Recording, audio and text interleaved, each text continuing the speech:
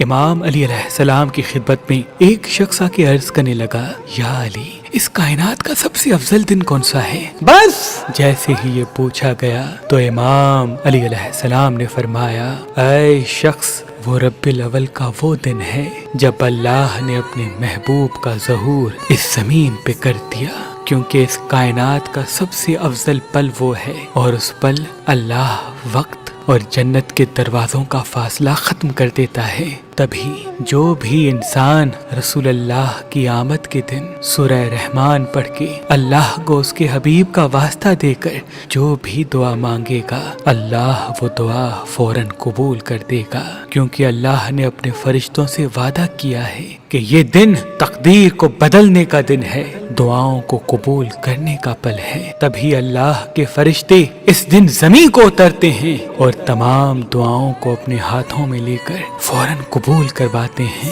اے شخص، اس دن میں مانگی ہوئی دعا اللہ کبھی بھی رد نہیں کرتا، اللہ کبھی بھی رد نہیں کرتا۔